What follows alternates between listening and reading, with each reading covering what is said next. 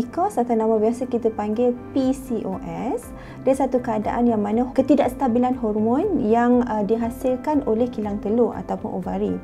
So hormon yang dihasilkan menyebabkan hormon lelaki androgen tu lebih tinggi. Jadi dengan keadaan ini dia menyebabkan masalah seperti period yang tidak sekata, jerawat yang berlebihan dan ada kemungkinan bulu yang berlebihan di muka ataupun di area dekat badan. Untuk kita nak tahu seseorang tu ada PCOS ataupun PCOS, sebenarnya ada kriteria dia. So kriteria dia kita panggil Rotterdam criteria, ya. Kalau Rotterdam criteria ni dia ada 3 benda yang kita akan tengok. Satu, mengikut ultrasound. So kalau ultrasound tu nampak dekat kilang telur tu ada cyst yang banyak berjumlah 12 dan ke atas, dan itu adalah satu tanda. Yang kedua, disebabkan oleh period yang tidak sekata.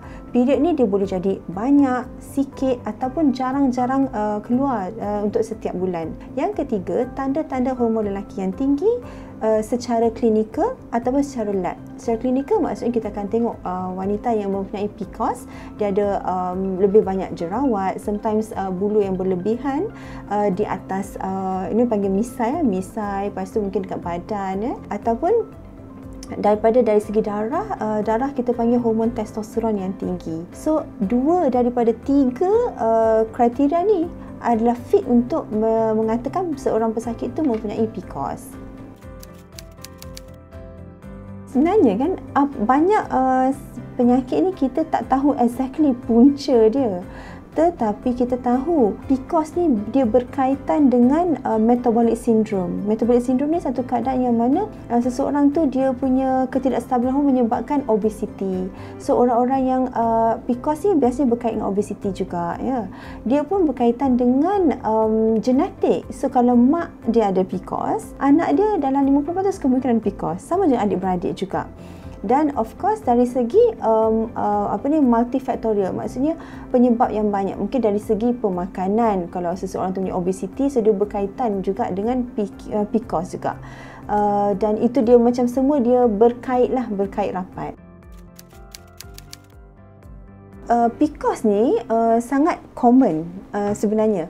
Kebiasaannya wanita datang jumpa doktor sakit puan sebabkan satu, period. So kalau period tu tidak sekata, berjumpalah dengan doktor, sebab itu kemungkinan besar mereka ada PCOS. Okey, yang kedua, dia PCOS ni satu yang menariknya dia adalah semua berkait, ya. So apabila period tidak sekata, pasangan yang dah berkahwin selama setahun untuk wanita berusia kurang dari 35 tahun, ataupun wanita yang berusia lebih 35 tahun kalau dah 6 bulan period tidak sekata dan susah nak dapat anak, jumpa dengan doktor sebab kemungkinan besar adalah PCOS.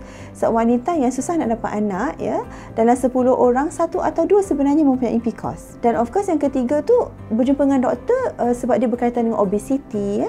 Obesity pula berkaitan dengan diabetes, hypertension, masalah jantung. So dia ikut pada pesakit tu pada waktu tu umur berapa, nak sebab apa. Contoh orang yang period yang banyak tapi tak berkahwin lagi, so berjumpa dengan doktor sebab masalah simptom tu yang menyebabkan yang disebabkan oleh PCOS. Dan kalau contoh pasangan tu berkahwin dan nak anak, so berjumpa dengan doktor untuk dapatkan anak. So dia bergantung kepada apa pesakit tu punya simptom dan apa kehendak pesakit pada waktu tu. Kriteria untuk kata PCOS tu mengikut pada Rotterdam criteria, kan. So Rotterdam criteria ni salah satunya adalah scan, ya.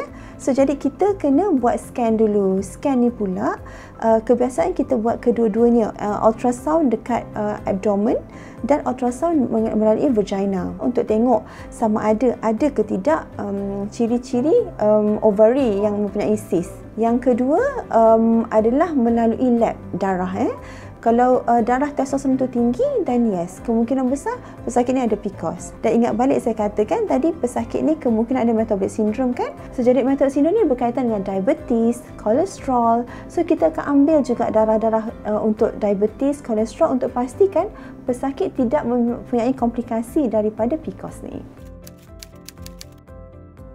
Pesakit biasanya kalau contoh datang jumpa kita dia period saja, kan.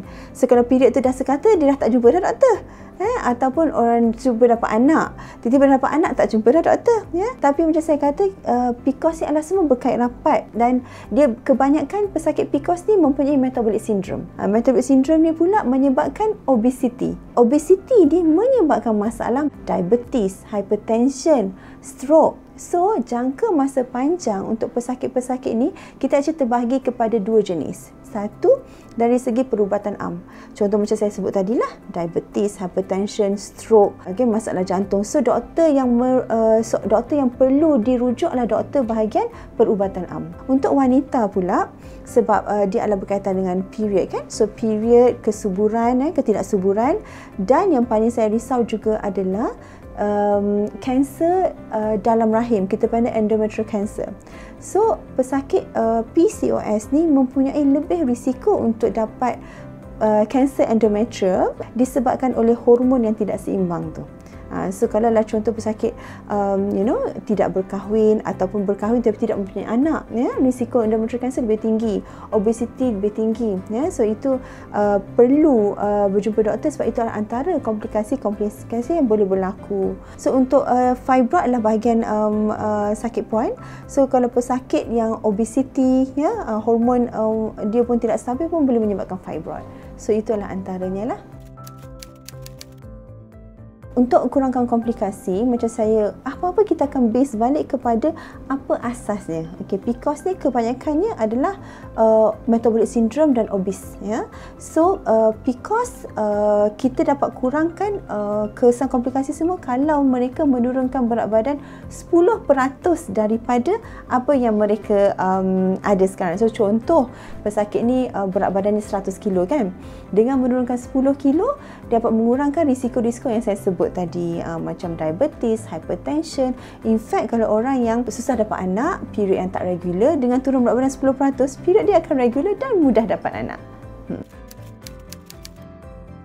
Kebanyakan pesakit berjumpa dengan saya, bahagian sakit puan adalah satu, untuk dapatkan anak. So, kalau pesakit PCOS ni suka dapatkan anak sebabkan period tak regular dan telur tidak keluar pada waktu yang sepatutnya subur, dan saya akan bagi ubat untuk keluarkan telur. So, untuk pesakit yang mungkin muda, lepas tu period tu tidak sekata, yang menyebabkan terganggu pembelajaran di sekolah, mungkin kena tambah darah, dan dengan keadaan tu kita kena bagi ubat untuk regulatekan period, tambah darah, dan untuk kurangkan berlaku masalah period tidak sekata yang lama. Untuk wanita yang mungkin umur lebih 30-an, ya, 40-an, tahu ada macam period yang tidak sekata, dan kita kena pastikan pesakit tiada endometrial cancer. So, kena berjumpa dengan doktor untuk buat penilaian lah.